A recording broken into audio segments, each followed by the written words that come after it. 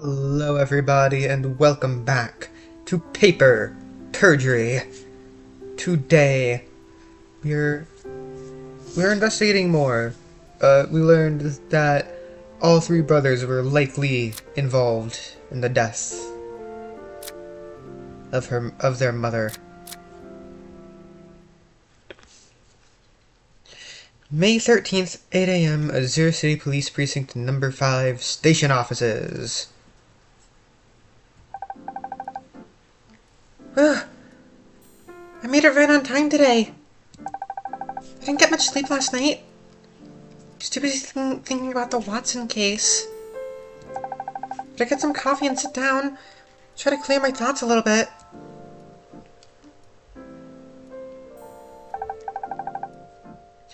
Alright, I have the case file pulled up. Let's review everything we know so far. Jules Watson is the victim, and she died on the 11th around midnight. The fire was apparently caused by a space heater in the victim's bedroom. Detective Feynman ruled it an accident, but Sophie and I were able to find an empty safe at the crime scene. This led us to believe there was foul play involved, so we decided to go investigate. Through our investigation, we learned that Donna Watson had baked a cake and delivered it to the victim.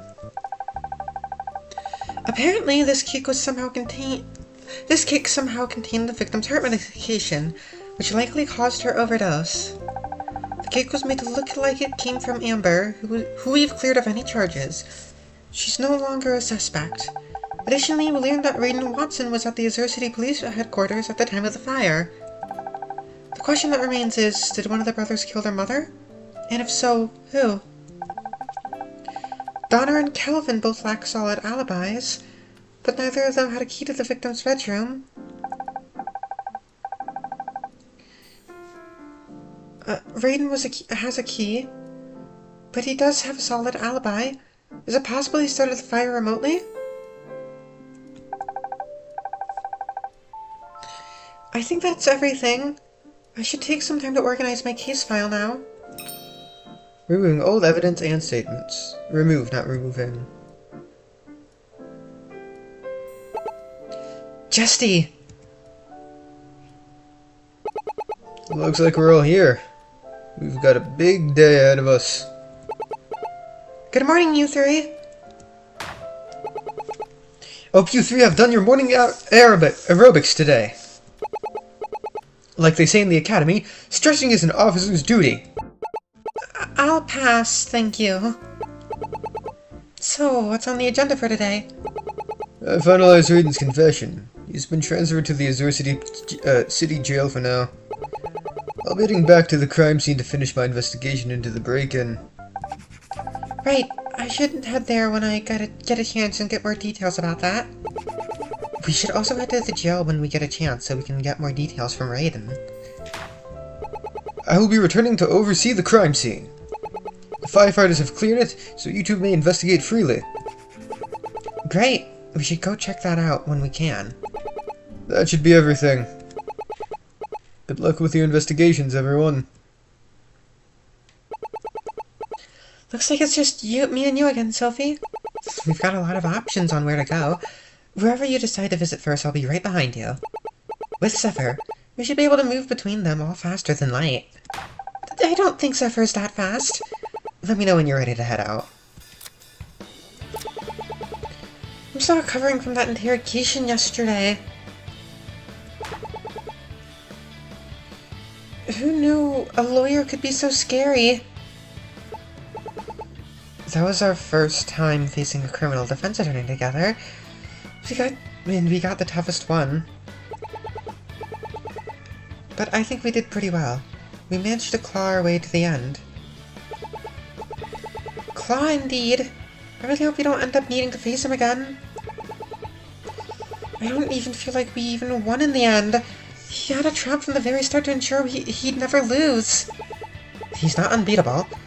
We'll just have to tighten our case before we confront him again. As long as the truth is out there, we'll find it. I'm surprised we ended up working with Detective Hunt again. It really feels like we got the gang back together. It's been a while, hasn't it? Since Fred and I work different crimes, we rarely ever get to see each other outside the office. Plus, Fred is a lot busier. There's way more robberies in the city than there are homicides.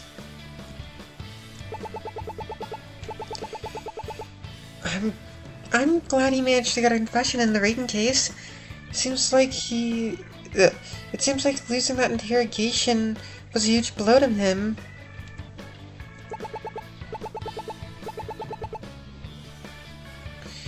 Don't let that fool you. Red doesn't ever accept defeat. It just makes him even more determined. If anything, I think he was a bit disappointed that he won without a fight. He's certainly got a bit of pride about these things, that's for sure. Detective Feynman seems to be taking things well. I thought he'd be upset about us taking over his interrogation. I think he's disappointed. He's just good at hiding it. Patches was really excited to finally have his first big case. I think now he just wants to make himself useful. So his first case gets taken over and he has a lot of self-doubt over it. Reminds me of a certain someone. Kinda feels like there's two Sophies now. Two Sophies. Snap out of it, Justina! Oh, she was having horny thoughts, wasn't she?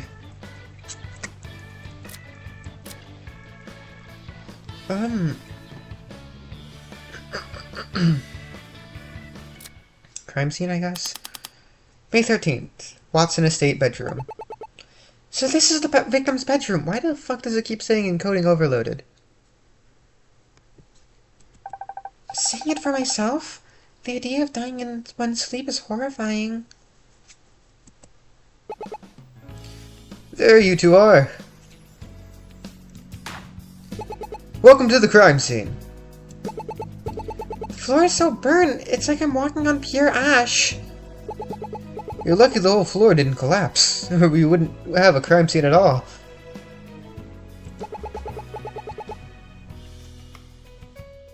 What the fuck? I hate these heads. I desperately need new headphones.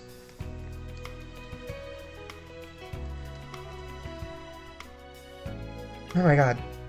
There we go. If there's one advantage to being rich, it's that you can afford high-quality flooring. Yeah, I think if a fire started in my apartment, the entire building would collapse. Thanks for your work. It looks remarkably well preserved. Got any info for us? I took the opportunity to look further into the door to this room. And, well, I guess it only confirmed what we already know.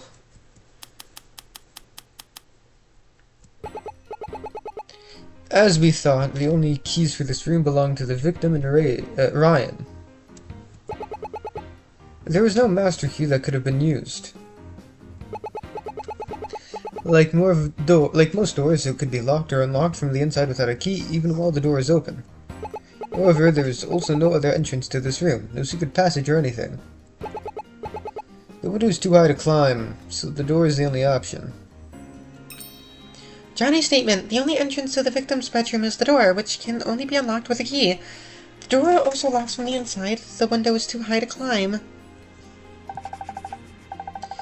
That complicates things for sure. Could the victim have let the killer inside?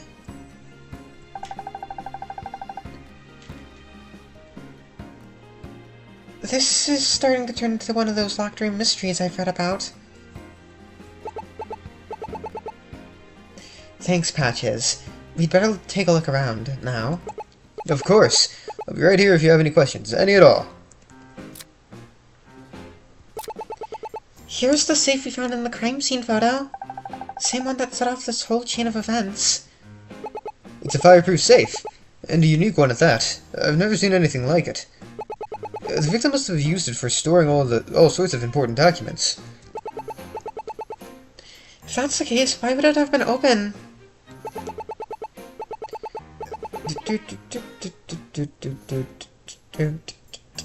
There doesn't seem to be anything inside, but judging by this pile of ashes, the contents were strewn all over the floor. Wait, was that Justina or... yeah. Almost like someone was going through it in a hurry. If our culprit opened it, how did they know the combination? Weird. There's no numbers on this panel, there's only colors? 9 colors to be exact. It's a 6-color combination, so that means there are 500,000 different combinations. So we can safely say the culprit didn't guess it. Do we have any way of deducing the combination? Not that I can think of. The victim likely took that to the grave with her. Hang on. What's this piece of paper here? Looks like it didn't get completely burned, but I can only make out one of the corners. It looks like a symbol to something. G, S, and SLWF. I can't make out some of the letters. Oh, I'm good at these word puzzles. Let's see. Grapes and salt loaf food? I don't think that's quite it. The symbol. I think that's a scale? Hang on, maybe the last phrase is law firm. That makes sense. Good catch, Justy. But what law firm? I don't think we're going to get it from just this. Maybe there's someone we can ask about it later? What a lovely mirror. Too bad you can't really see anything in it because of all the smoke and ash. What makes you like this mirror? Hey, I can like mirrors if I want. It's the frame. You may not know it. Something as simple as a mirror frame is art. It's pretty well crafted and designed with a Victorian look to it. You can tell by the details in the gold trimming designed to look like flowers. These flowers were expensive to grow, so it was used as a sign of wealth in the past. And what's more, the frame was almost certainly solid gold, not simply covered in gold paint. It's definitely a bespoke work.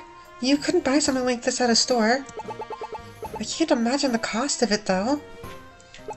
There's also a secret with this mirror. It opens up. It does? What's behind it? There's a note with some sort of puzzle, but I couldn't make any sense of it. A puzzle, you say? Every puzzle has an answer. The mirror likely protected it from the fire. Well then, let's take a look at it. Number 1, top row, not green. Number 2, middle row, red. Number 3, bottom row, different from 1 and 2. Number 4, left column, not red. Number 5, middle column, same as number 2. Number 6, right column, 4 identical. I think this might be the combination to the safe over there. Let's go take a look at it. Let's try the combination we found. Hang on, I can't even figure out step 1! It says to pick the color that's not green, but there are 2 possibilities. Weird. Must be some sort of trick to it we haven't figured out. Safe. A fireproof safe found in the victim's bedroom. Hey, this is the same safe as the original. This is the case 1. It was found to open, but the contents strewn across the floor. It has a unique color-based combination lock, but the solution is impossible. Are you sure? I'm surprised the chandelier didn't break the fire. It's very ostentatious. I would not want to be the one to clean it. Chandra would probably be able to clean it up quickly. What would Chandelier know about chandeliers? Is that a fucking pun? Hey, look, another suit of armor. It looks like the one from downstairs. Yeah, they're both the real deal. She really committed to the castle theme. You could even get inside with and wear the armor. How do you know that? Well, I would never shirk my duties to put on knight armor. Of course you would. I'm going to add this to the evidence. A suit of armor. A real suit of armor found in the victim's bedroom. It's hollow on the inside, as evidenced by Detective Feynman crawling inside of it to escape his duties. Okay, so somebody hid in the fucking armor. This must be where the victim died. I think I'm going to be sick. Step outside if you need to, Dusty. It's never easy investigating a murder. Patches and I are just desensitized to it. You see a lot of it in this line of duty. If I stay in this field, will I ever get used to this as well? It seems almost cruel. There was a person here, with their own life and dreams and memories. You have to maintain that sense of detachment. It's just part of the job. The victim has family to mourn her. It's our duty to make sure justice can be found for her. Patches, was there anything found under the bed? Nope, the frame goes all the way to the floor. You couldn't get under there even if you tried. Was anything unusual about the bed? Anything that might give us details about what happened? Let me think. Oh, we did find a large tea stand on the bed. The victim likely spilled some tea when her medicine kicked in suddenly.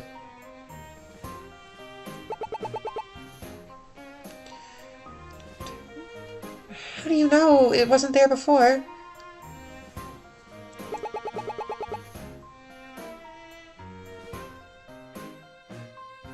Ryan told us that he changed the victim's sheets every morning as part of his duties. I'll add that to the evidence. Bed. The victim's bed, where her body was found. There's a large tea stain on the bed from when the victim passed out and spilt her tea. Raiden changes out the sheets every morning.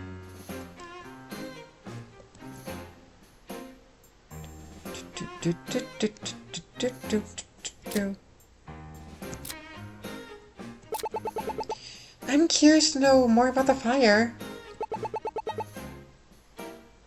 Do we know for sure that the fire started in here?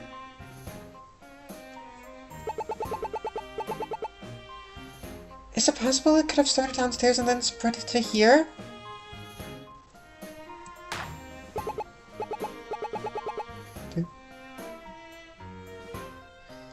That's not possible.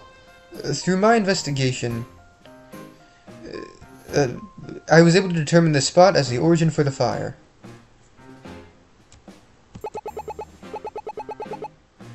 This room had the most intense fire damage. The smoke damage also indicated the presence of smoke for longer than the other areas.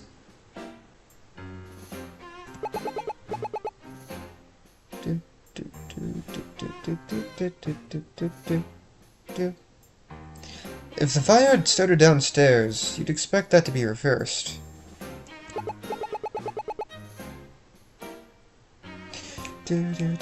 Also, the fire climbing up the walls would have caused significantly more exterior damage. Wow, you sure know your fires. Detective Feynman?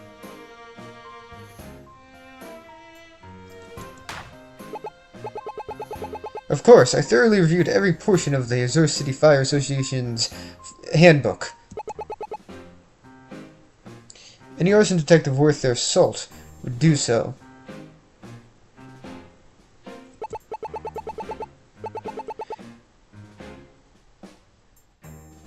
Well, how do you know that the heater was the cause of the fire? Couldn't something else have started it? Well, the heater was found in the area with the most damage. It was completely melted. I suppose it's possible for it to have been arson, but you'd expect to find some sort of accelerant. We couldn't find anything like that. The heater was the only thing that we could determine as a possible cause. Is it possible someone could have staged the heater to look like the cause?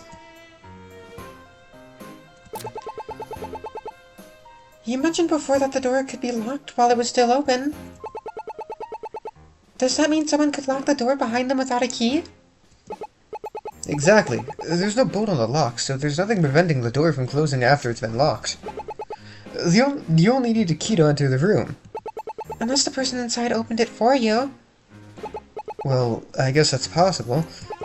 But the only one who could have done that would be the victim. There's no sign of a struggle, so there's no way the victim would have done that. At least we know how they could have left the room without a key. Patches, are we sure the lock wasn't picked? I made sure to check for that. You can't find any evidence of tampering. We can't find any evidence of tampering whatsoever. Excuse me. The only marks on the lock we can find are from the key itself. If the lock was picked, we'd have seen scratches left behind. There must have been some kind of trick for how the culprit got in here. If we keep investigating, I'm sure we'll find something. The heater that started the fire, where is it now? We collected it to have it analyzed. This evidence marker by the bed is the spot we found it. Being the source of the fire, it was almost unrecognizable. That's right over here.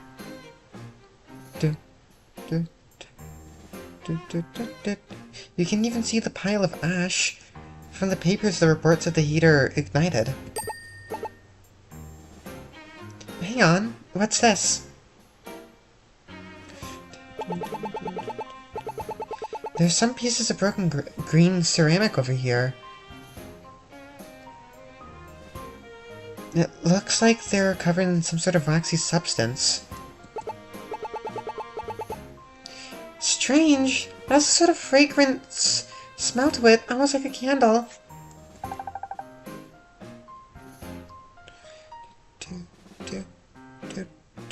What could this possibly be? Do you have any evidence about what these ceramic pieces might be from? I don't think so. I don't think I have any yet.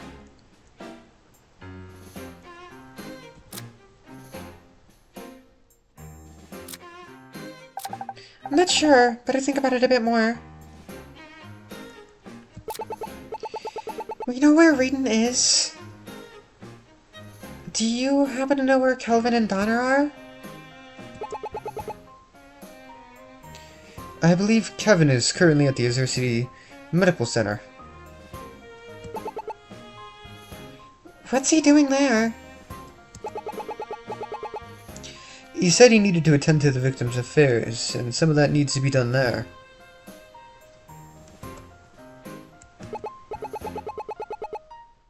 For example, he has to work on canceling her appointments and informing the pharmacy he won't be needing her medicine. I think that was supposed to be Ryan's job, but, well... What about Donner? Did he go with him? Doppler is currently working at his day job. I made sure to check up on all of them, seeing as they're all potential suspects. We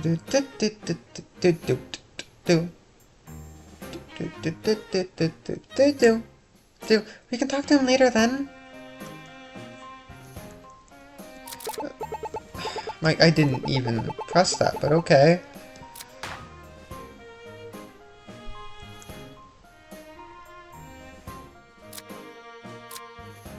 Evidence locker. May 13th, Azure City Police Headquarters Internal Records Office. So, this is the scene of the break-in. I've never been to the police headquarters before. It's kind of strange.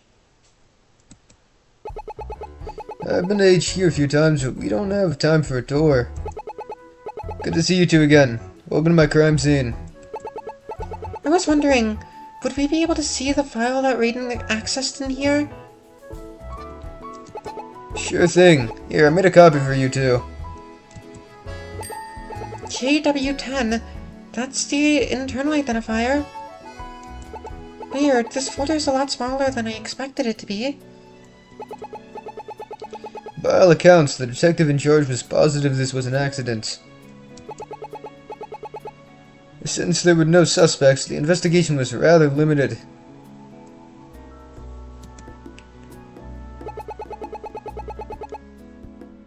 He was showing off his crown achievement. A newly constructed power plant to service Azure City. But during the tour, there was an accident. The power got switched on and...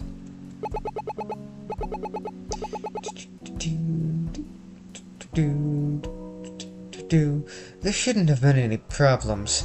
It was a brand new facility. It just passed every inspection. Something happened that day. I just know it.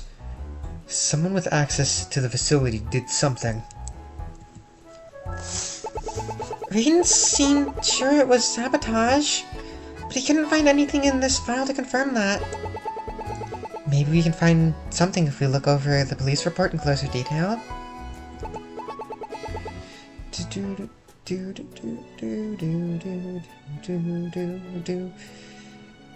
Fred, is there a computer we can pull up the report on?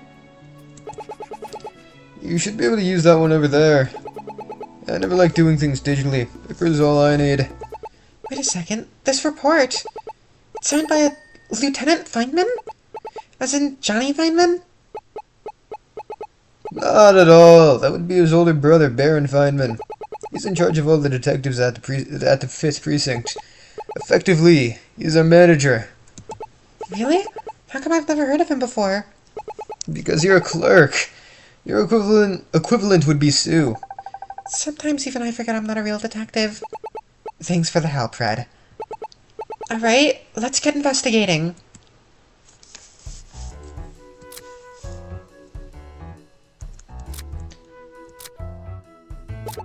Hey, it's one of those plants with the holes. Like the ones in the interrogation room. They're called monsteras. Monsteras? I don't know how to say that. Come to think of it, why are there plants in the interrogation room? The chief likes them. He thinks it creates a more calm atmosphere. The calmer the suspect, the more likely that they'll slip up. I don't know. I didn't know plants could be used for psychological warfare like that.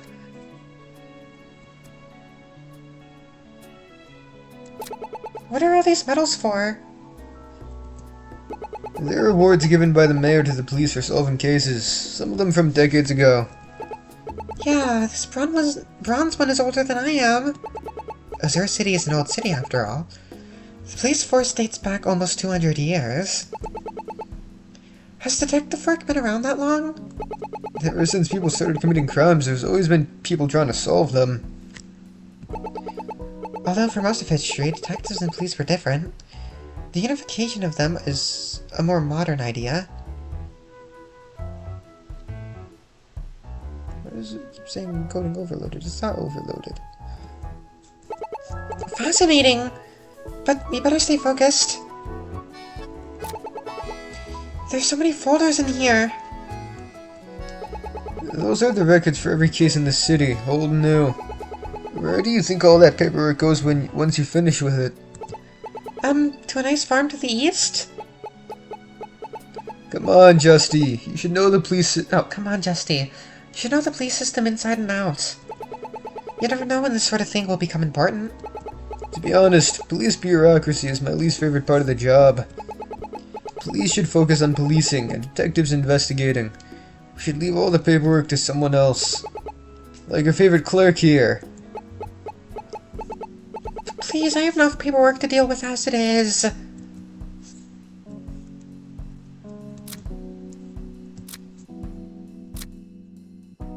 Okay, I'm not doing this yet. I better take a look around first. I wanted to ask how you've been. I don't feel like I've gotten to see you in, like, forever, really. It's my old assistant. Shut the fuck up, Lenovo Vantage. Is my old assistant getting sentimental now? Unfortunately, crime never stops in this city, and my department is one of the busier ones. Okay, it's still recording. Is it? Yeah, it's still recording. There's one case in particular that has been keeping me rather busy. There's been break-ins at precincts all across the city. Always the same MO. He leaves the same card at every scene, like he's taunting us. I've been all across the city chasing this guy. We call him Silhouette, because that's all the cameras pick up. Just a dark figure. We thought this break-in was the same guy, but when I got into investigating, it was pretty clear it wasn't him. Does this imply a sequel? Does this imply a sequel? This one was an amateur job. They left the keybind, but there was no card. Someone's targeting the police? Wonder what they're after. Could be anything. My theory is that he's trying to waste our time. He doesn't seem to target anything noteworthy. I think he's just trying to cover for a larger operation. Sounds like a tough case. I hope you catch the guy.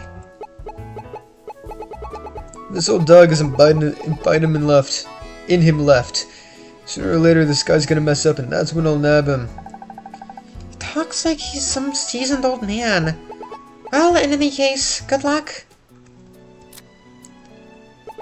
I wanted to ask more about Lieutenant Feynman. What's he like, exactly? Johnny never mentioned him. The lieutenant is... He's basically the star of the detectives at our precinct. He's got more cases under his belt than any of us. Fuck. You working? Okay. That was weird. And his record is amazing. Not a single case his handle was ever left unsolved. But there are those rumors about him. Rumors? Forged evidence, false confessions. Every single one of his cases are textbook. How can you have a situation where the murder weapon was long gone and then out of nowhere it reappears? And the prints of it are perfect. The ballistics are an exact match. As though it was perfectly crafted for conviction. Sounds like you don't like him. I disagree with his philosophy. Let the ends justify the means. You know, like that one guy from Phoenix Wright Ace Attorney, Dual Destinies Case 3 Turnabout Academy. Yeah, he's like that guy, fuck him. I mean, he's actually probably more like Damon Gant, but anyways, he was always like that, even at the academy. Aced every exam, but he didn't care who he had to step on to get ahead. I didn't know there was such a controversial figure at our station. This sounds like a bit of a sensitive topic. Probably shouldn't push it. Okay. May 13th, the Zero City Jail visiting room. This is my first time inside the Zero City Jail. I gotta say, I'm glad...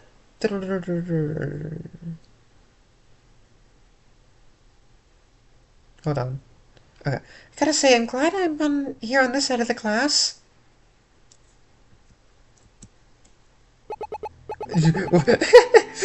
He looks so small. Do my eyes deceive me, or is that my favorite pair of detectives? I thought you hated us. Now there's a sight for sore eyes. You two couldn't get enough of me, could you? We seem to be back to classic reading now. Did you forget everything that happened yesterday? Why does it keep saying coding overloaded? Doesn't seem like it. How are we still your favorite detectives? Well, my dame, I only know 4 detectives. One put me in handcuffs and the others can't get my name right. Besides, you two came all this way just to see me. Truly untouched. This isn't a personal visit, Raiden. We wanted to ask you a few more questions. Oh, your words, they wound me. Is it so much for a man, subject to such conditions, to dream? Even in jail, he remains as annoying as ever. I can't even wish for him to be arrested. If you continue to cooperate with us, I'll put in a good word. I'll put in a good word for you at the DA's office. You two don't know when to give up, do you? I'm telling you, what happened to my mother was an accident. But, fine. I have nothing better to do in this cell anyways. Besides, conversing with 2 fair ladies is much better than my dreary cell.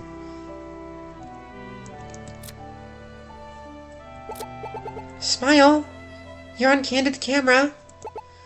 I wonder, is there really someone watching on the other side? So I had to add in the candid part, because that's what Phoenix says. Smile, you're on candid camera. Now that wasn't Phoenix's voice. Smile, you're on candid camera. Yeah, that's closer to it. I haven't done his voice in so long, I'm not going to be able to do his voice for a while.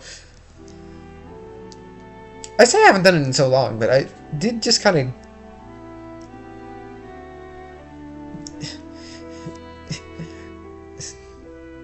hold on.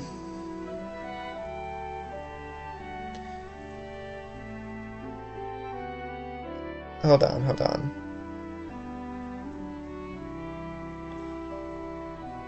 Yeah. That hasn't been that long.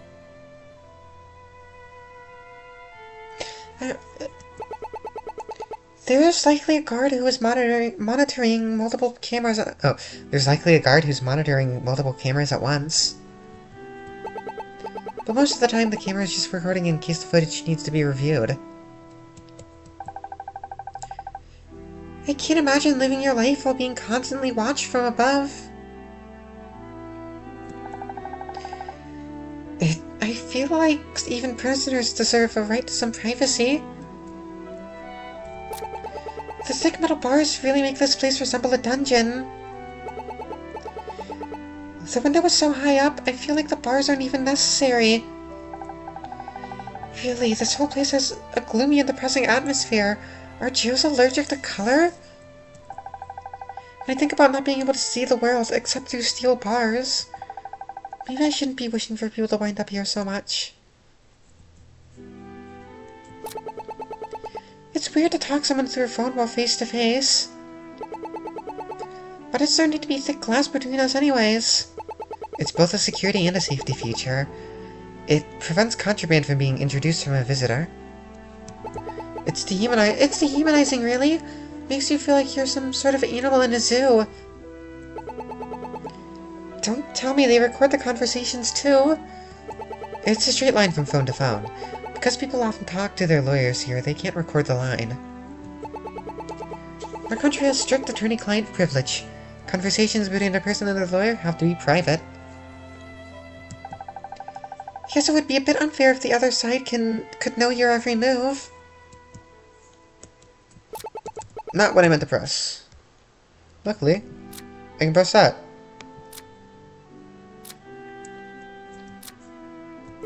We want to ask you more about the break-in. You mentioned that you learned some information that made you think someone caused the accident? You wouldn't tell us who it was, but we need your help on this. Please, we really need to know who you thought it was.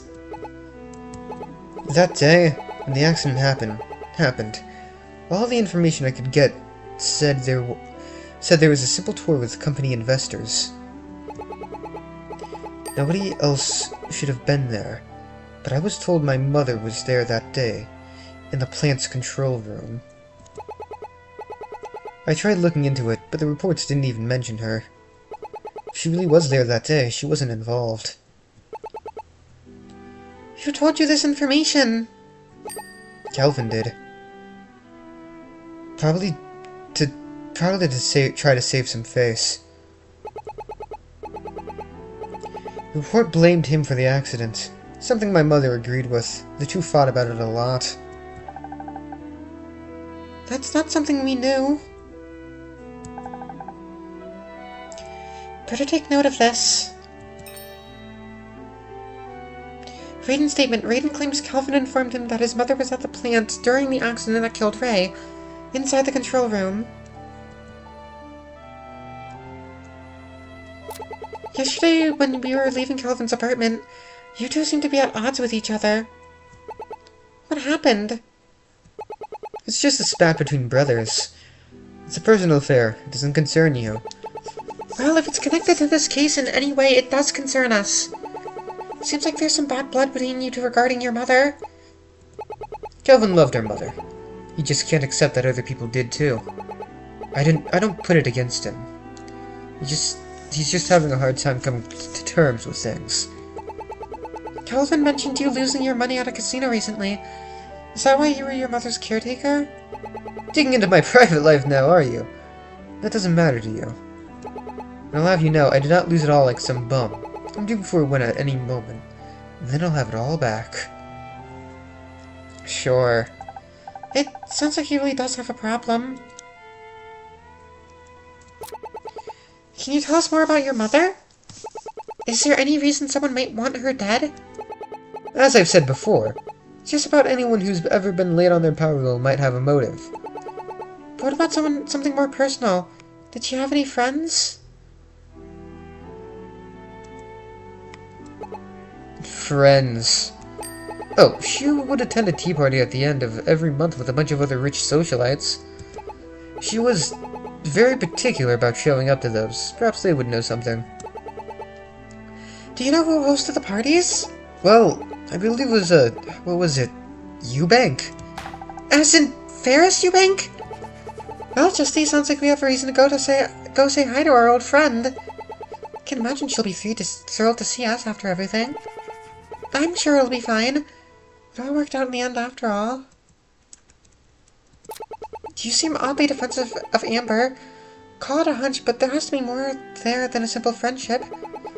If I said I simply wish to protect all the women of this world, would that be enough for you? Not even a little. Then I suppose I could tell you more. But I'll warn you, it's a long story. Amber used to work for my family's company. She did? What happened? It happened the day we lost my father. What happened that day impacted all of us. Amber walked in the HR department, and after that sort of accident, they were under a lot of stress. The HR manager was quite strict with them, especially after that. Couldn't have any more liabilities in the company. I didn't know her at the time, but I saw him screaming at her one day. It boiled my blood. So I interjected. I pulled him aside, told him he shouldn't treat his employees like that. He brushed me off like it was nothing.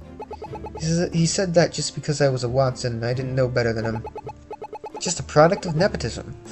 Brought up with a silver spoon. That's how he saw me. I've had my fair share of bosses, but never one like that. So, I went to my mother, told her what was going on, how he was treating our employees. She responded by saying she'd look into the matter herself. That day, Amber lost her job. Apparently my mother had her fired. That's when I learned the bitter truth about corporate politics. If you're a nuisance to the company, it doesn't matter who's right. I wanted nothing to do with the company after that. I don't have the stomach for that kind of work. I know what you're thinking. Sounds like a good motive for murder, huh? I didn't kill my mother. Nobody did. If I wanted her dead, I would have done it a long time ago. I had ample access to her after all. But I'm not heartless. I saw how broken up she was over my father's death. She had her issues. She was downright cruel, even. But she was human like anyone else. After Amber was fired, I kept in touch with her. Sounds weird, but I've felt protective of her ever since then. Glad to see she can pursue her dream now, thanks to my brother. Now we can see why he was so defensive. I guess there's more to him than just an annoying sleazebag.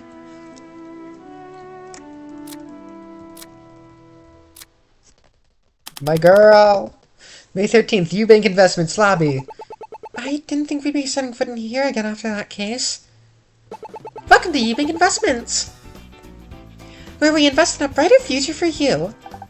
Looks like nothing has changed around here. We're here to talk to Mrs. Eubank. Is she here? Oh, it's you two. Mrs. Eubank is in her office. I'll call her down. One moment. It's been some time, detectives. I thought our business together was thoroughly concluded. Is this working? Okay. Actually, we're here about a different matter.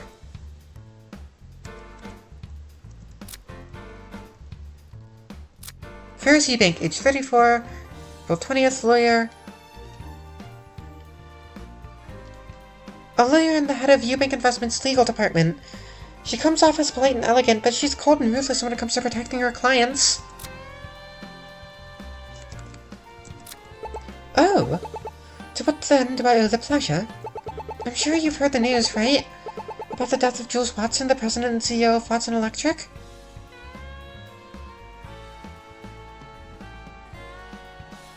Okay, it is... My goodness, what a tragedy. Jules was a dear friend of mine. We're investigating her death.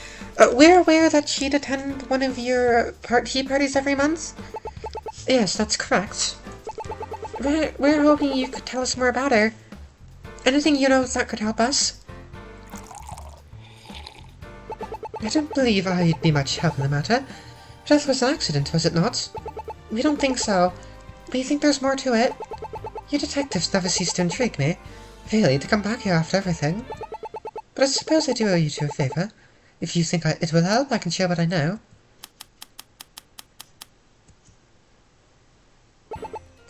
Jules and I, we'd meet about once a month, at a tea party for the socialites of the city. The main topic with her was always her children, especially a boy. Calvin was his name. She was always looking to find a wife for him. Quite the matchmaker, really. She'd approached just about every woman with a daughter. Unfortunately, after her late husband died, something changed with her. She never really recovered from it. She became very impatient. She made it clear how frustrated she was with his lack of interest in having a partner.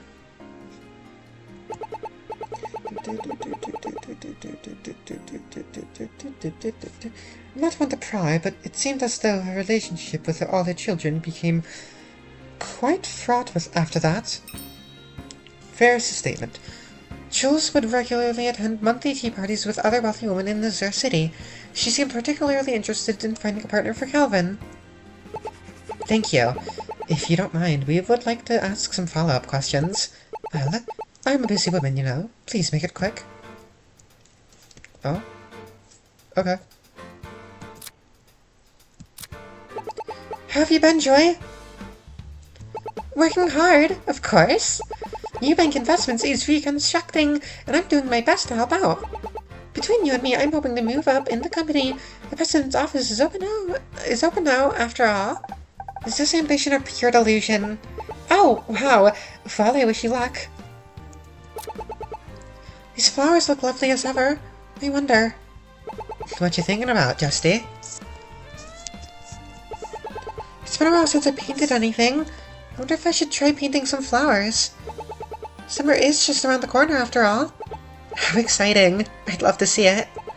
Come to think of it, I don't think I've ever seen anything you've painted. I haven't painted anything since college, really. And nothing I made is really worth sharing. Nonsense. I'm sure you made plenty of great pieces. Well, maybe after this case. After I catch up on work. And after Luna moves. Luna! Luna!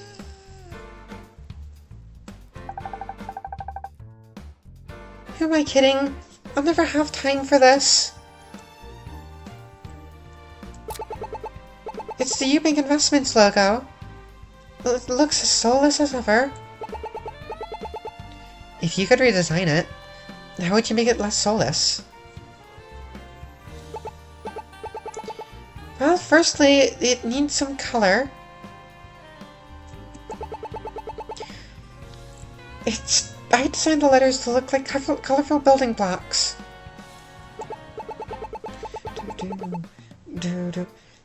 That way it projects a friendlier appearance, while also showing how the company built up the city.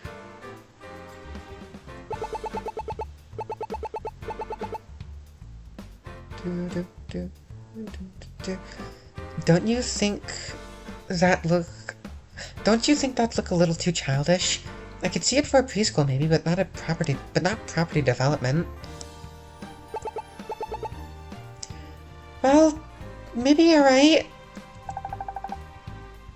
Graphic design was never my passion.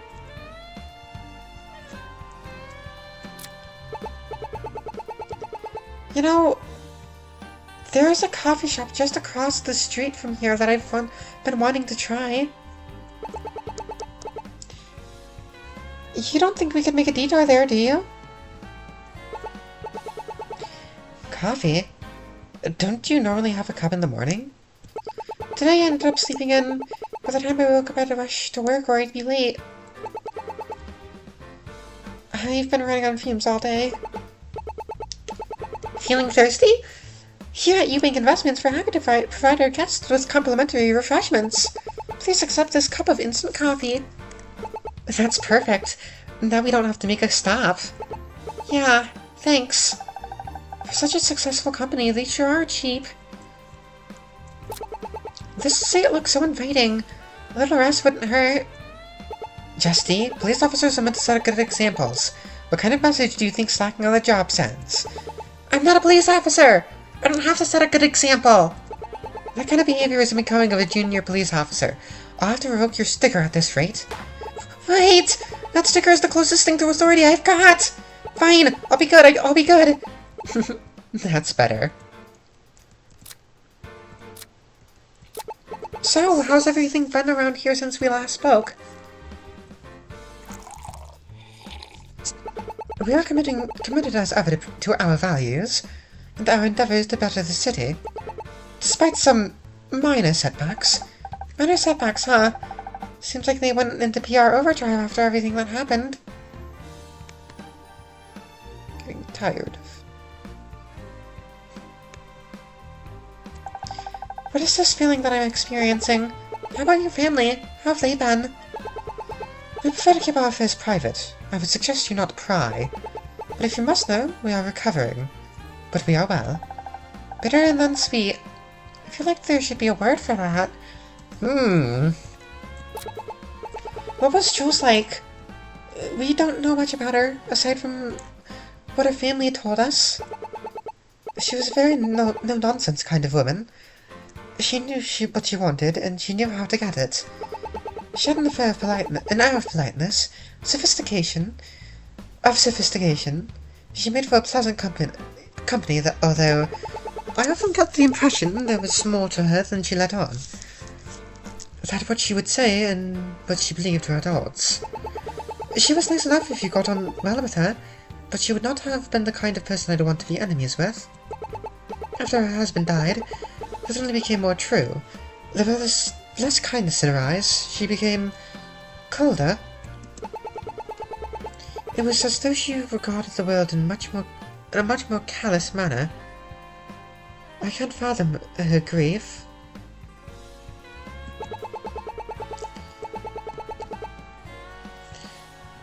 There were quite the number of rumors swirling around her. And her family.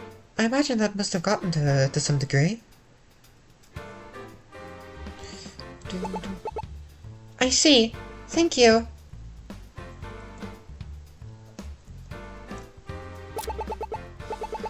Did you ever meet Jules' husband? We don't really know much about him. Only on a couple of occasions. I believe Owen was more familiar with him. After all, you can't get involved with property management without dealing with both gas and electric. But to your point, he was very energized. Pun intended. He was a very public-facing figure, always looking to attract the attention of the media.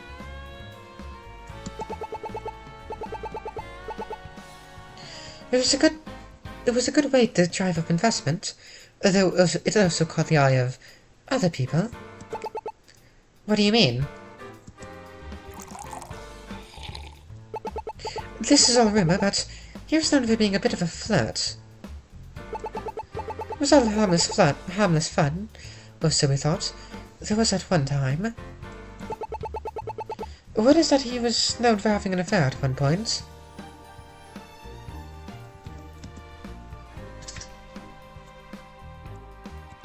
Jules was very adamant that it wasn't true, but when multiple women see you out on dates...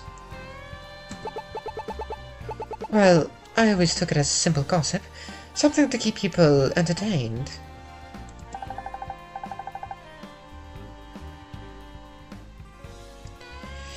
We know it was more than gossip. Based on what Raiden told us.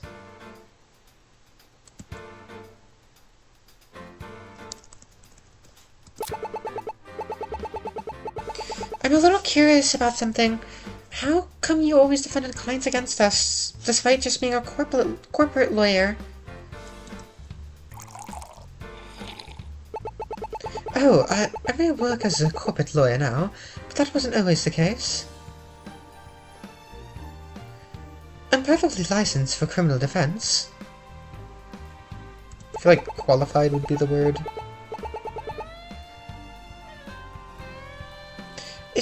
I was a practicing lawyer as well, but of course family comes first.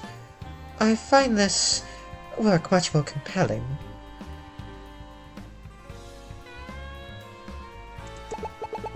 Besides, I made plenty of connections with other firms during that time, and let me tell you, that comes in quite handy. I never intended on returning to it, but someone had to keep the two of you in line. It's kind of amazing how capable she is. Connections. So you're familiar with law firms in the area. More than the average person, I'd say. What is Sophie thinking? Wait, I know! Actually, we found this paper in Jules' bedroom.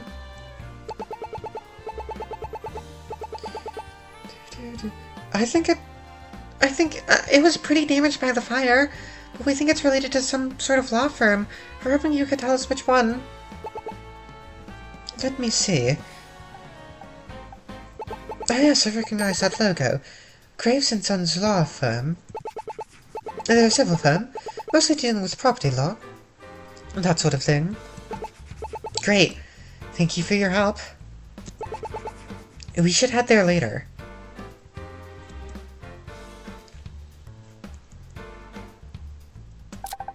Go for a statement again.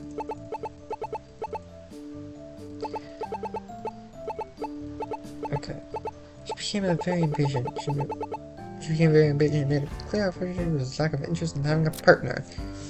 Okay, what about, you know, the whole dating Amber thing? Wait, what do you mean lack of interest? Kelvin's had a partner for over a year. Is that so? Actually, now that you mention it, I do seem to recall some of the women talking about that. This is just gossip, but from what I've heard, it seems Jules wasn't very happy with Kelvin's choice. She wanted him to marry someone more prestigious, someone from a successful family. This isn't uncommon in our circles. Sounds like Jules was pretty controlling of her children's lives. Indeed. In fact, I believe she was preparing to give him an ultimatum on the matter. An ultimatum? Do you know what she planned to do if he refused? That's... I don't know. This is all second-hand after all. Still, it seems important. Better keep it in mind. Mrs. Eubank, you have an appointment ready in the conference room.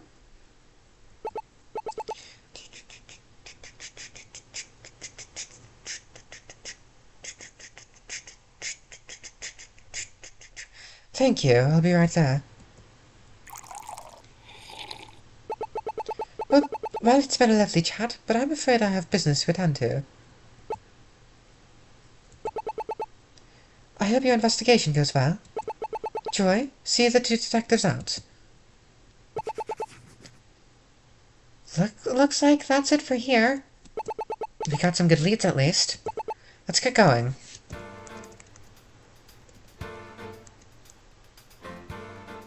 Apparently. We learned about your brother, Lieutenant Feynman. We know he was the lead detective on the KW10 case. Anything you can tell us about him? Baron. He's a good detective. Better than I'll ever be. Hey, he actually got a name correct! But you probably heard the rumors about him, right? There isn't much else to say. He's always been very aggressive. If you don't mind, let's stay focused on this case. Sounds like there's a long history there. Better to stay out of it. Am I gonna... Okay, yeah, there's the achievement.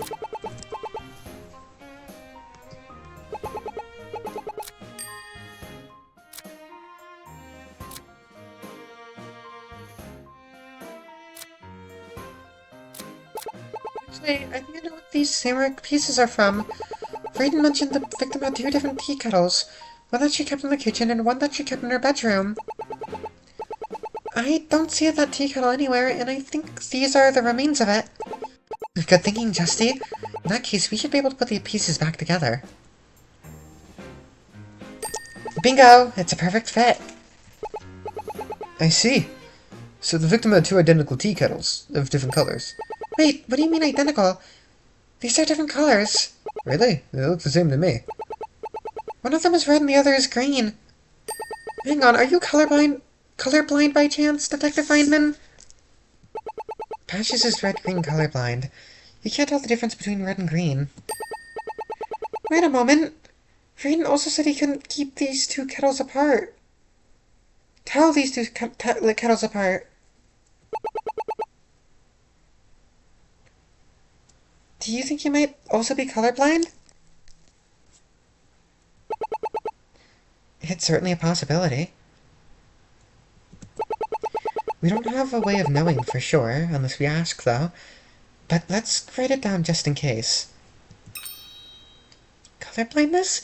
Johnny's red-green colorblindness made him unable to tell the victim's cuddles apart. Same as Raiden. Could he possess the same form of colorblindness? Something to keep in mind, I wonder. It's something to keep in mind. I wonder, what's this waxy stuff? Looks it might be beeswax. The victim probably put a honeycomb in her tea. That makes sense. And the fire melted it when the kettle broke. But that still begs the question, how exactly did this kettle break? There's no signs of a struggle. Could the killer have broken it? We should write all this down. It could be important later.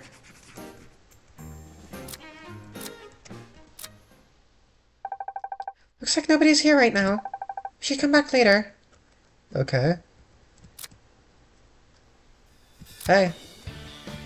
I didn't think we'd ever see Ferris again. Seemed like she didn't really know what to make of us. Well, it makes sense her opinion of us would be conflicted. On one hand, we did prove her husband's innocence and caught Anton's real killer.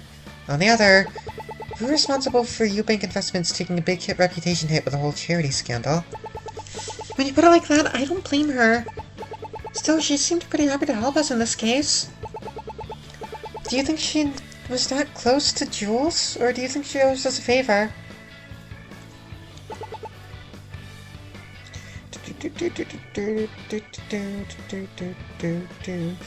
It's probably both. I wonder if we'll ever cross paths with her again.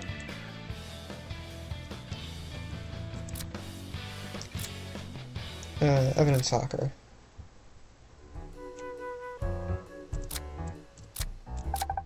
I'll use the computer in the back. Alright, let's get started. Clerk time! Okay. Investigation. The initial call. This portion of Lieutenant Feynman's report summarizes the initial call. Initial call. You want to look it over? On May 12th, around 1:30 p.m., we received a call from the newly constructed Azure City Power Station. I'm still gonna read it as Justina, I don't give a shit. She's the one reading it. Watson Electric Company had been conducting a tour of the facility with company executives and investors. An accident had occurred during the tour, resulting in the death of the company's president, Ray Watson. Security was tight, and we were informed that no other unauthorized individuals who were not part of the tour were present. Police were dispatched, and I was assigned to investigate the scene. That's the end of this portion. This portion of Lieutenant Feynman's report covers his arrival and investigation. When I arrived, I noted the power plant was meant to be offline, and yet the plant's main power was switched on. We were led to the body of the victim, who suffered severe burns on his hands. The cause of death was electrocution. Power was controlled via the facility's main power room, so we investigated there. During normal operation, the plant's main power switch would have a colored indicator light. This light would have blinked red if the power was to be kept off, and green if it was waiting user input. We determined someone must have confused those lights and restored power on accident due to safety negligence. Because we could not determine a motive, we treated this as a simple accident instead of murder.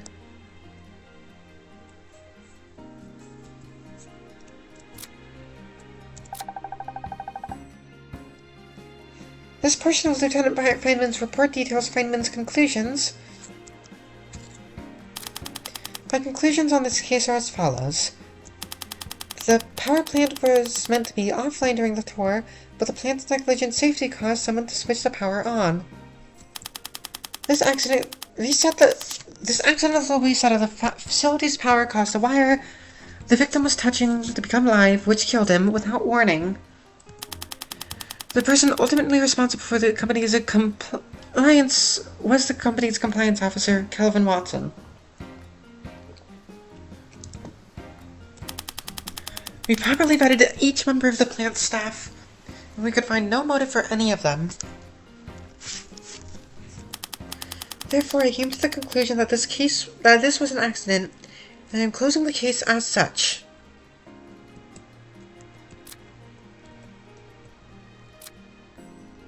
Ray Watson. First Jules, now Ray. It's almost funny how we have to look into both It's almost funny how we have to look into both parents of the Watsons. And just like Jules Watson, they couldn't find anyone who was a motive to kill Ray. Everyone seemed to like him. No one stands to gain from his death. But that hasn't stopped Raiden from suspecting foul play. No wonder the lieutenant concluded it was an accident. If anything, his death only hindered the company. Maybe someone wanted to do that? They staged it to look like an accident.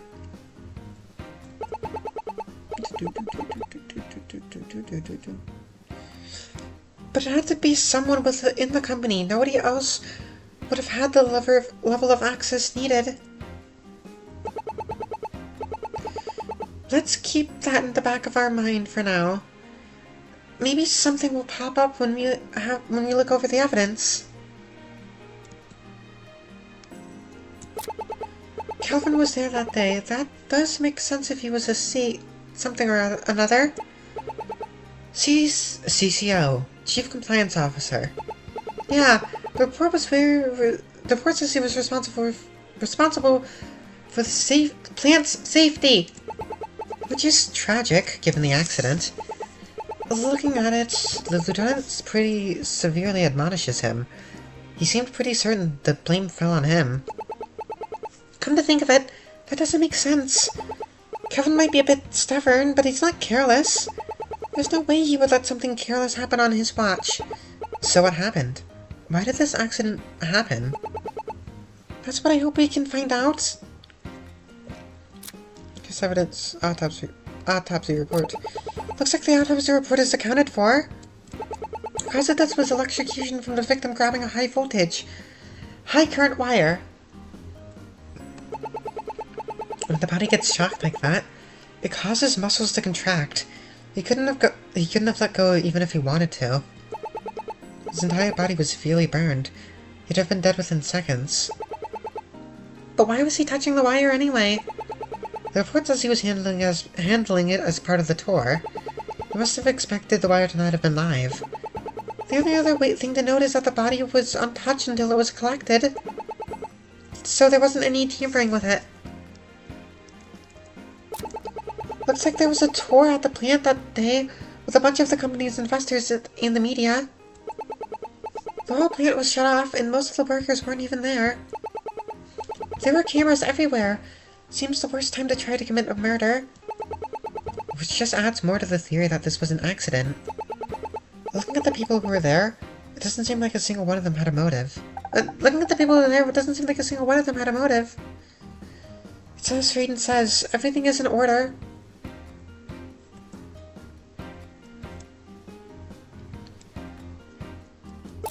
Although the plant was to remain offline for the tour, it seems the power got switched on. Nobody was aware it had even happened until the victim touched the wire. It would have happened via the plant's control room, but it doesn't look like anyone was there. If that's the case, how did the power turn on?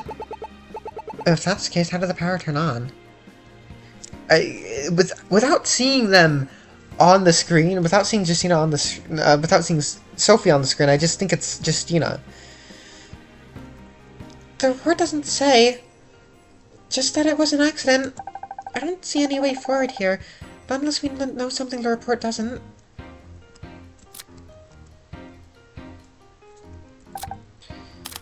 The plane's technician safety caused someone to switch the power on. What's that warning person?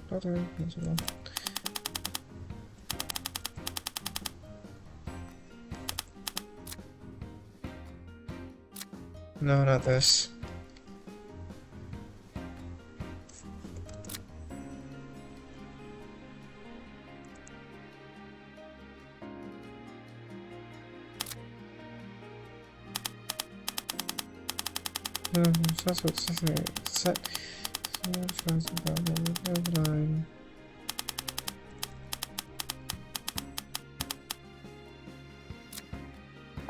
Rival.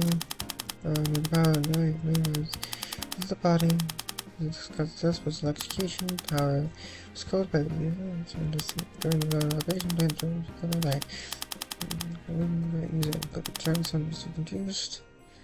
Reason to save negligence.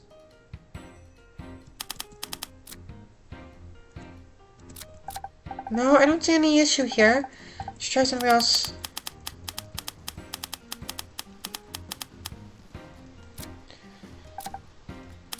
Metal founder receiver Watson. Accident had occurred during tours on the death of the company's president. Security was tightened and informed no unauthorized individuals not part of the tour were present. Okay, this is gonna be. The report states that no one else was at the plane aside from those listed. But we also know of someone else who was at the site who went unreported. Jules was also there watching things from the control room. Why would the lieutenant overlook this? I get the sense he wasn't very thorough in his investigation. I feel we're getting close to an answer. Once we compile this file, we should have an answer. Power plant was offline and yet the plant's main power switch led to the body of the victim. Power is controlled. Technology of the plant's main power switch would have a colored indicator. Due to safety. I don't think it's gonna be this, no.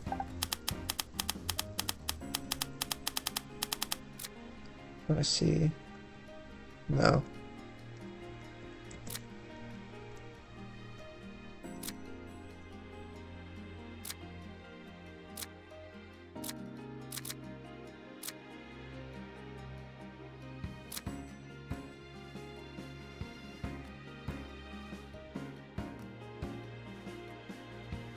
Okay.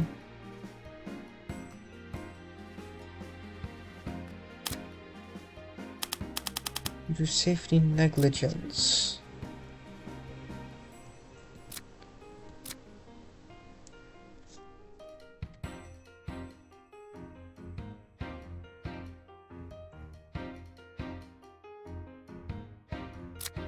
So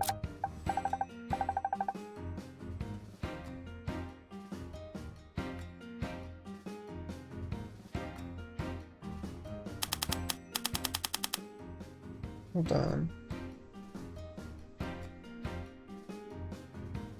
Huh.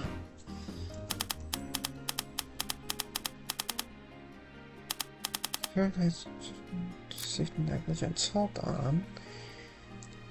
This is very confusing.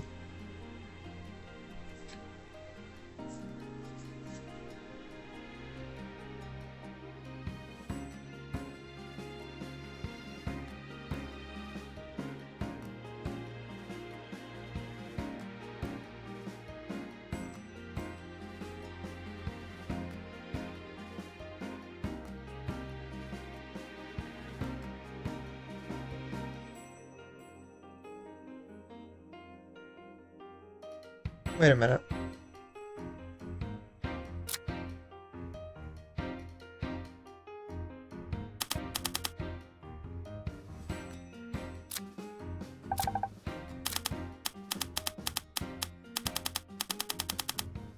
Probably better to each member of the plant staff.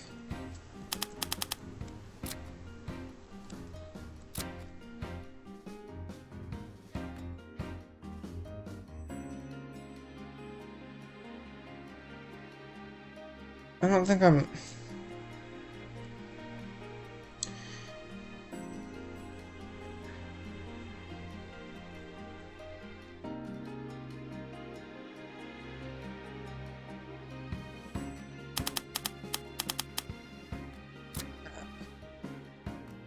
Let's come back to this later. Yeah.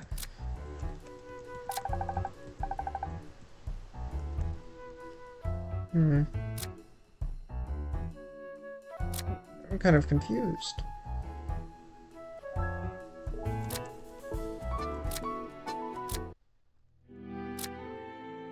Colorblindness. Actually, Raiden, we had a question for you. The victim's two kettles, you couldn't tell them apart, right? Indeed. The two were a matching set after all. But they weren't. One of them is green and the other is red. Detective Feynman couldn't tell them apart either, but that's because he's colorblind. Could it be that you are as well? Oh, and so my secret has been exposed. An excellent showing from the beautiful detectives. Indeed, it is as you say. I have been colorblind all my life. Never could tell red and green apart specifically. It would make driving quite the scare if I didn't know the order of the lights. Great, that's one mystery solved. But I don't know what it tells us. Huh? What's that noise? That noise means our little parley has come to an end. It's time for me to return to my cell. Ah, to think I'd have such a reprieve from my dreary iron bars. But now I shall bid you fair ladies adieu. Is it just me, or do you feel a huge weight off your shoulders now that he's gone? Justy, don't be so mean. I can't help it, he's a total weirdo. But I guess he has been rather helpful. Not much reason to stick around here. Let's get going. Didn't mean to go here.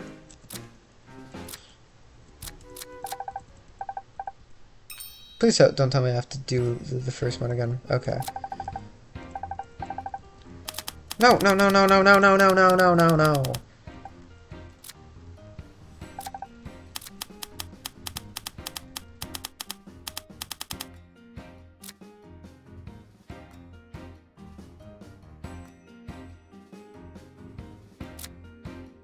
Richardson has red-green colorblindness. The report seems to claim the lights were confused out of negligence. However, someone with colorblindness may have thought that the light was green. That's true, but who would it be? We know Raiden was colorblind, but he wasn't there.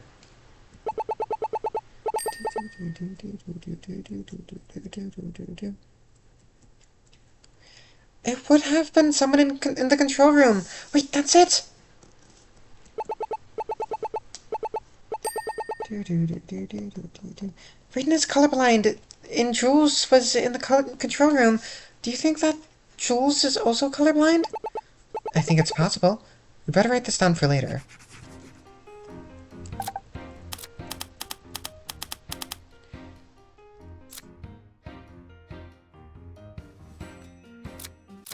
Okay.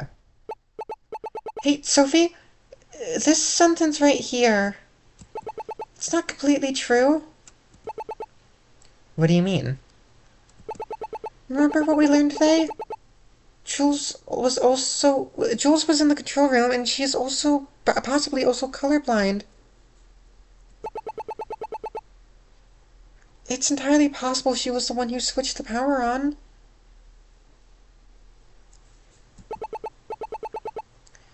If that was the case, then Calvin wasn't responsible at all.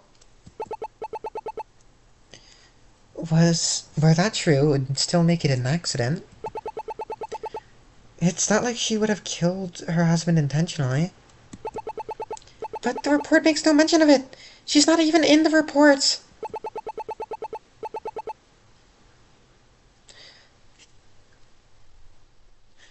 And the only way we found out is because of our investigation.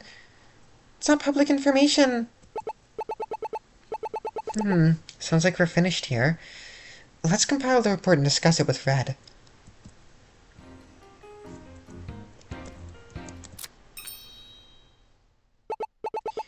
Alright, I think we can close out this report now. Did you two learn anything? It seems the lieutenant's investigation wasn't as flawless as he thought. While he probably thought... while he's probably right about it being an accident, I think he pinned the blame on the wrong person. Jules Watson was there that day in the control room, and given that the accident revolved around confusing red and green lights, it It's safe to assume Jules is colorblind, like her son Raiden. I think that's a safe conclusion to draw. If we're right, that also means Jules was likely the true one responsible for her husband's death. That seems to be what Calvin thinks. Considering he ultimately took the blame, I can imagine he might hold some resentment towards her. That doesn't really match what we know about him. But does that really match what we know about him? KW10. 1 year ago, Ray Watson was involved in an accident that resulted in his death. Although it seems to have been caused by Jules herself, Calvin ultimately took the blame. I think we'll need to investigate further before we say anything definitive. Thank you two for your help. Thank you for your help, Detective Hunt. Still insist on calling me that, huh? You don't call Sophie by her title. Well, I gave her. I mean, what? That's because Sophie and I are... What? Exactly. You're so fucking gay. We'd better get going. I wish the two of you luck with the rest of your investigation. I'll just finish things up here. Okay, hold on. Give me a moment.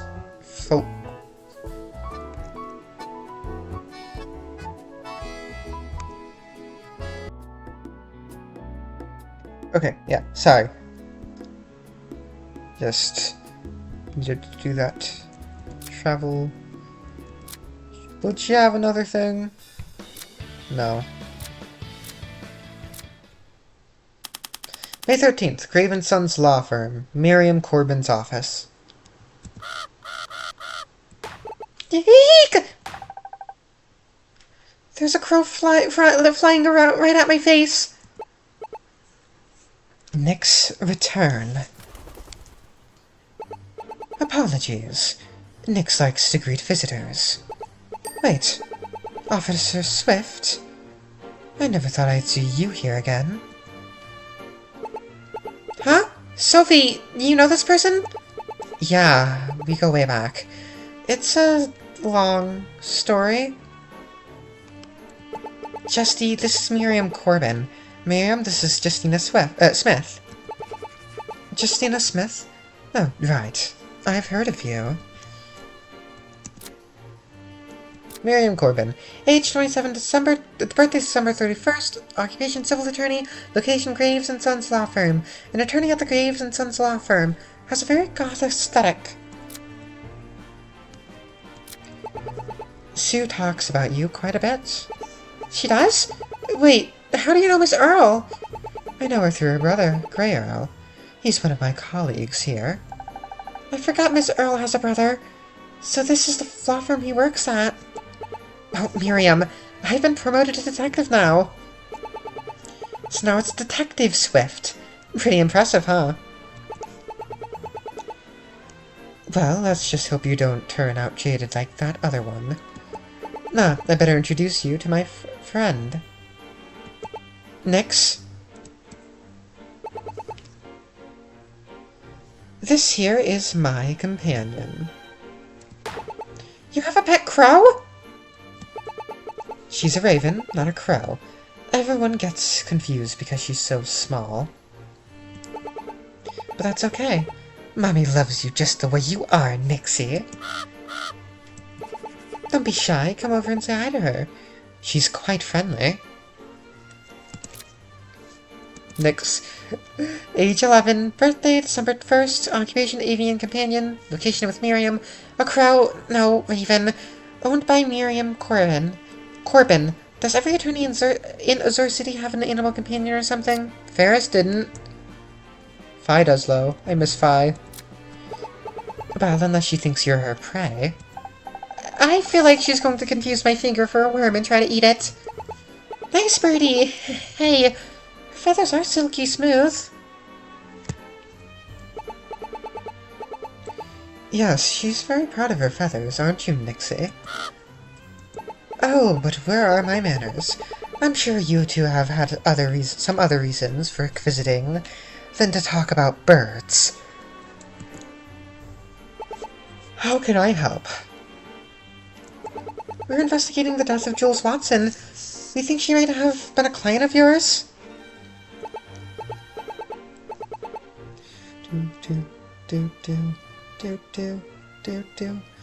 Watson. Yes, that name is familiar. Let me check my records.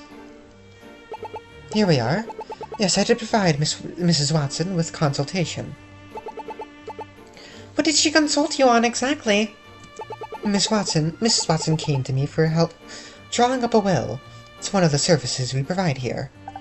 A will? Is that what the piece of paper was? Hang on, but if that's what the burned paper was, how do we know the contents of it? Do you happen to have a copy of the will? I'm afraid I don't, but I do recall the basic details. Let me tell you what I remember. Statement. As I recall, Jules had a previous will in place when she came to me. She wanted to have that will revoked, and a new one drawn up. All her oh, I fucking love this! Oh, this sprite is cool! All her assets were to be auctioned and her proceedings given to local charities. Her son, Raiden, was the executor. However, Jules was a private woman. She was insistent that there be only one copy made. Miriam's statement. Miriam claims to have helped the victim in creating her will. Under the terms, all her assets were to be sold and given to charity. Raiden Watson was the executor of her will. Thanks a lot, Miriam. Do you mind if we ask you a few questions? Ask away. I'm happy to help an old friend however I can. Okay, before that. Sophie. How do you know Miriam? You said it was a long story? We met back in high school, actually. We actually dated for a while. Gay! Gay people! Dated? You mean I have a chance? Attracted to women? Yeah. Why does that give me a funny feeling? I love this! I love this so much! What was she like back then? Pretty similar to how she is now, really. Nyx was really small back then. She could fit inside your hand. Both of us were kinda out there, in the sense that neither of us were very popular. We met at the library and we sort of just hung out. A lot. We grew a bit distant when she started college. Eventually we just agreed to end things. But it was a nice experience. I learned a lot about myself from it. You'll have to tell me more sometimes. I've always wanted to know more about you. What about you? Ever dated anyone? No, not really. I've never really been interested in that kind of thing. Well, not that I'm uninterested. I just haven't really had the chance, I guess. I get what you mean. Anyways, we'd better focus on this case for now. Can't be gay yet. We can't make out sloppy style yet.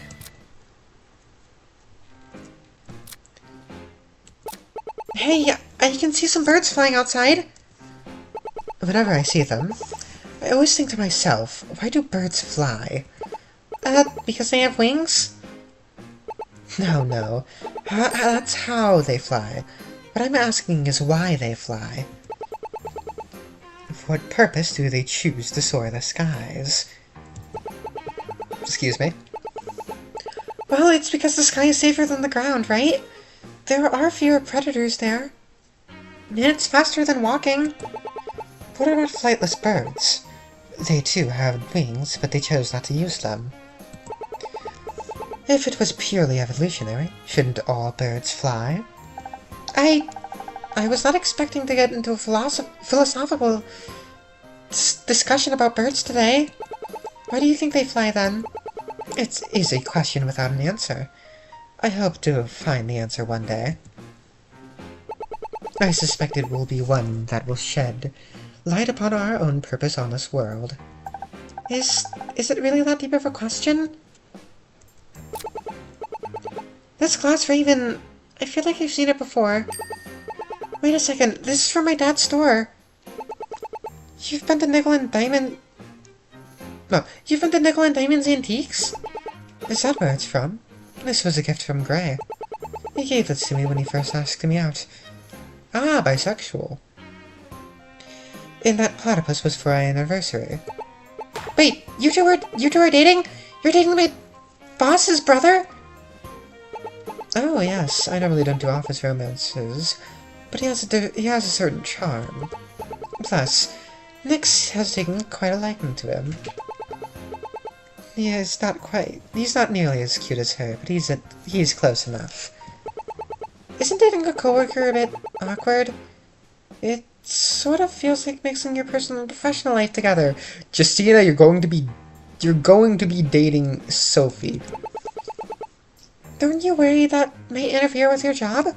It's a little weird at first, but we keep things professional in the office. It's important to maintain that separation. Why did it do that? Is it good? You good?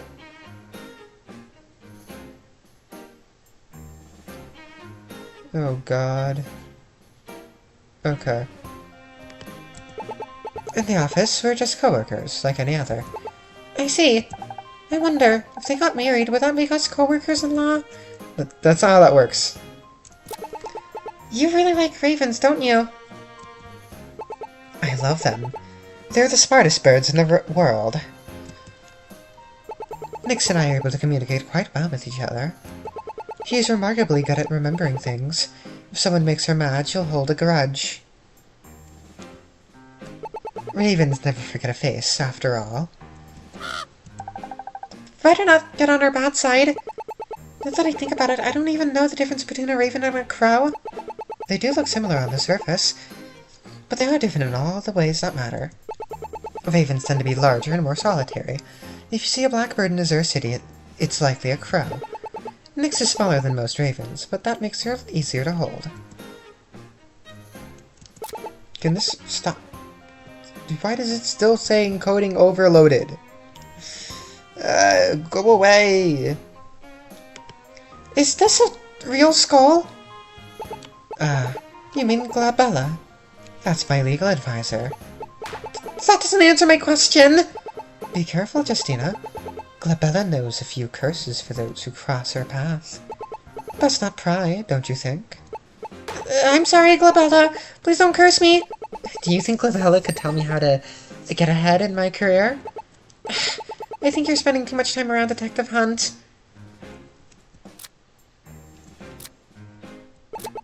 I'm curious about your bird, Nyx. Isn't it unusual to keep a raven as a pet? Nyx is not a pet. She is my companion. I do not trap her in some cage. She's free to fly wherever her wings will take her. She just chooses to be by my side. Right, Nyxie? How long have you been companions? We've been together for over a decade at this point. I rescued Nyx from an exotic pet store. To think such a lovely creature was trapped alone in a cage. But Nyx is much happier now. She has an entire room to herself, with all the amenities a raven could want. This bird sounds like she has a better life than me. Are rules complicated enough to need a lawyer? I thought it was just a thing you wrote yourself. Justina, you're fucking stupid! Well, you certainly can do it that way. But there's a lot of issues with that. There are laws surrounding inheritance, and wills can be challenged in court. Our job is to make sure this will is legally sound, and written in a way that's clear. After all, poor wording could make the will be misinterpreted, or struck down in court. It's a legal document like any other. Interesting. I never thought about that. You're a civil attorney, right? What exactly do you do? My job is to work specifically with estates, big and small. This includes wills, trusts, power of attorney, and anything in between. Much like our detective here, my job revolves around death. That's not something I want to think about. It's not bad. Death is part of life, like any other. Why give it less consideration? After all, when a family member dies, it's good to have someone you can rely on. Can you rely on family and friends? Ah, but when money is involved, can you really trust that they'll have your best interest in mind? Why does it... the fucking coding overloaded out? Why? I would hope so. Then you better pray that you never have a tragic family death. Okay. You get an achievement for presenting the ID. This is my ID. I think I was wearing the same shade of green as you that day. Like the human body, the ID will expire one day. Would your ID like to create a will to pass on its assets to the next ID you get? You're joking, right? Yes, I am. You should have seen the look on your face. Oh, thank the gods! You really had me there! Okay, enough fun and games. Let's get back to the matter at hand. Let's call you the previous will. You don't have that will revoked. The new one. Death of a clerk! Death of a clerk! So recall all the master's reaction to... Okay, yeah.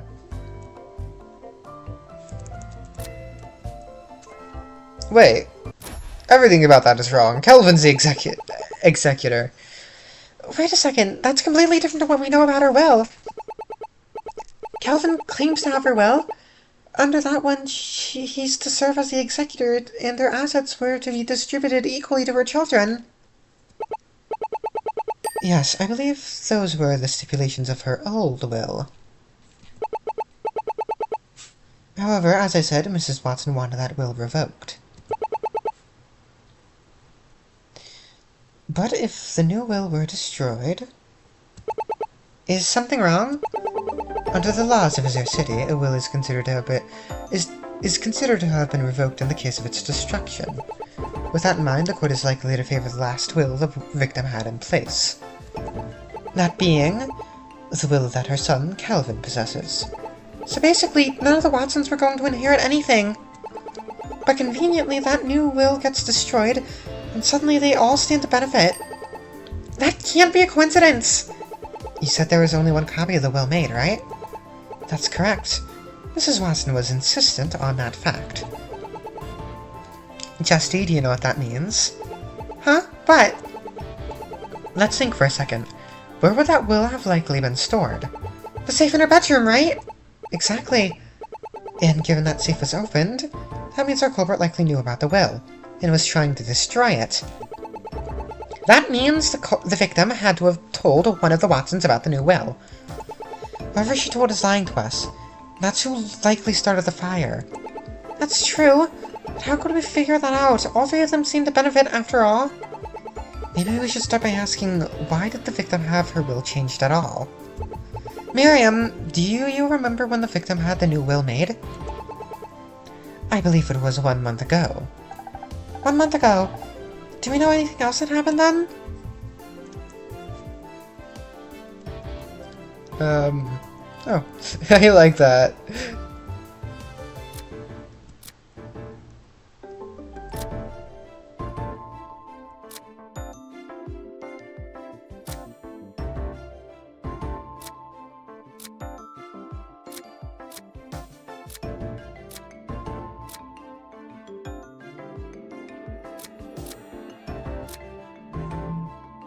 Safe, suit of armor, bed.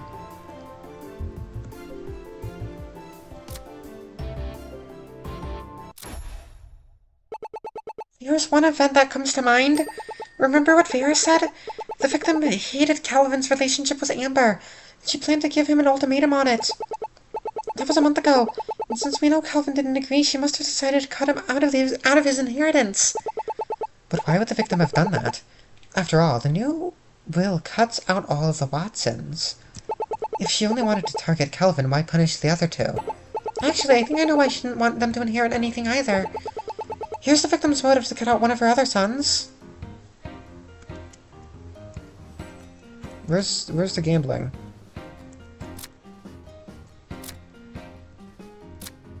Where's the gambling addiction? There. Remember what we learned about Raiden? He had an addiction to gambling, and that caused him to drop out of college. Not only that, but I remember that the victim didn't approve of his choice of college to begin with. If you combine those two, it's possible she would have wanted to disinherit him over it. What about Donner? Remember what the other two told us? Jules never really considered him her son. He was the product of an affair, after all. With that in mind, the victim had no reason to remove all three of them from her will. That seems really cruel. I mean, I know she was strict on her children and all, but she seemed to get along with them well enough. Besides, They were all in her will to begin with. Why did she suddenly lose patience with all of them? I wonder, do you have evidence of something that might have caused this shift in the victim's behavior?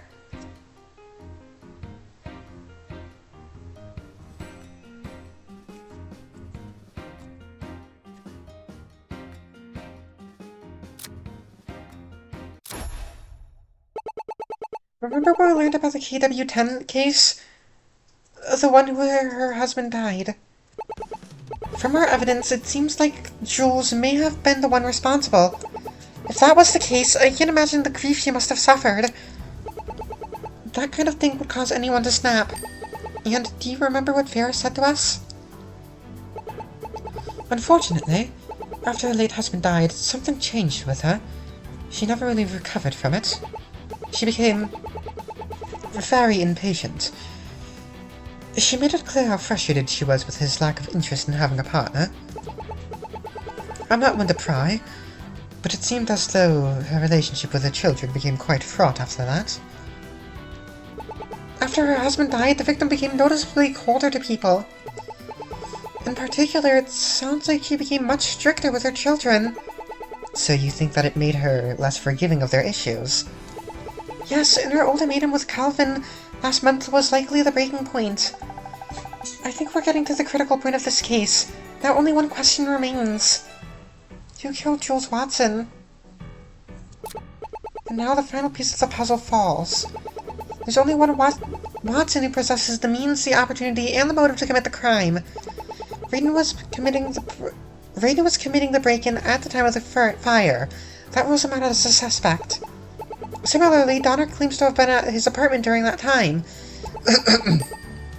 The only one without a solid alibi is Kelvin. While the victim had motive to disinherit all three, there seems to be only one person she confronted directly. Kelvin! That means... Kelvin likely knew he was disinherited. Since the other two never brought it up, it's likely they never knew. He would have also known that his will would come into effect if the new one was destroyed. Plus, he's the one who took the fall for KW-10, and he knew his mother was involved since he told Raiden. All these points might be minor on their own, but when you combine them all together... I think you're right. Good thinking, Justy. I hate to interrupt, but shouldn't you two be having this discussion elsewhere? Oops! I totally forgot where we were. Sorry about that, we didn't mean to talk about the case in front of you. Don't be silly. I don't mind at all. This was the most fun I've had all day. Isn't that right, Nixie? We'd better get going. Thanks for all your help, Miriam. Don't mention it. Oh, before you go. Here's my card.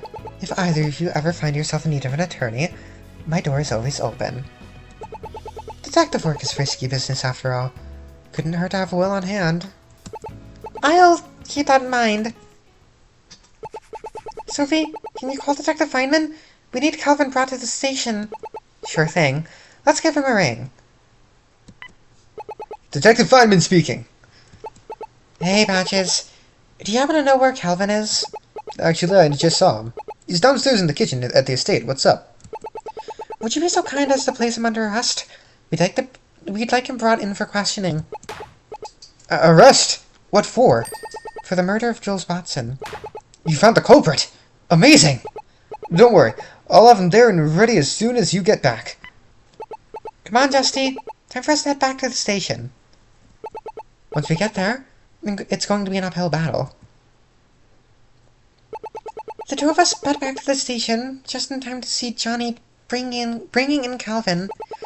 He wasn't too happy to see us, and from the sound of things, it sounded like he planned on bringing in the Bloodhound. Still, there's so many questions ringing in my head. I get the feeling we're in for a long fight. End of K6 Part 3. Alright. Revolting Fire. Okay. Well, I will see you all next time. When we finish this case. And see if, what's his face? Calvin really is the killer. Next time! Bye-bye!